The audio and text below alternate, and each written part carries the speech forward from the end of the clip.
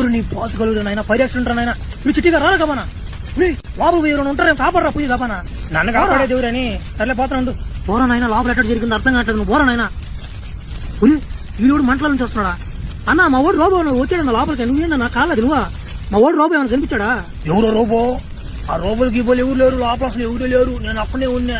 నాకేం కావాలా నువ్వు వచ్చేసా రోబో నిన్ను పంపించావు లోపలికి నువ్వు మంటలు ఎవడనే కాలిపోతా లోపలికి పోతే నా ఓడికేం కాదు నా ఓడి ఇనువా ఓడి రోబో అయిపోయినా నేను తయారు చేసిన రోబో ఇను మొత్తం ఇనప తయారు చేసిన ఓడికేం కాదు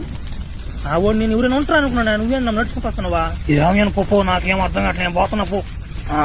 మన పడవా నేనేం అడిగాను ఓడేం సమాధానం చెప్తున్నాడు ఒక్క మాట కూడా సదరంగా చెప్పట్లేదు ఈయన రోబో నా కొడుకు చుట్టూ నా కొడుకు లోపలికి పోయాడు కానీ ఏం మందల ఏం తెలకుండా లోపల సీట్లు అయిపోయాడు నేను పోయేదాన్ని అన్నమాట తోలుతు కూడా లేచిపోతాను నేను కనిపోయినట్టు బస్సు నువ్వు వస్తీ కదా వస్తే మసి నీ పేరు రోబో తయారు చేసి నువ్వే కదా నువ్వేం చేస్తున్నావు ఏడా ఫైర్ యాక్సిడెంట్ కాడా ఇంకా ఫ్లాష్ మ్యాన్ గా ఎప్పుడు నువ్వు రావాల్సిందే ఫైర్ యాక్సిడెంట్ ఎంతసేపు అవుతుంది అయ్యి చిట్టి కొని పంపించిన లోపలికి నా మాట ఇంతవరకు బయటకే రాలే ఓడు ఆ ఓడు అసలు ఏమైపోయాడు ఏం అర్థం కావట్లేదు చూడరా పోయాడునా నువ్వేమంత లేటుగా వస్తున్నావు నువ్వు అంతంగా బానే ఉంది నువ్వు చెప్పడం నాకేమన్నా నెల జీతాలు ఇస్తున్నది మీరు గానే నేను కాపాడేదాన్ని సర్లే ఉండు చిట్టి కొని కాపాడుతూ ఉండు పోయి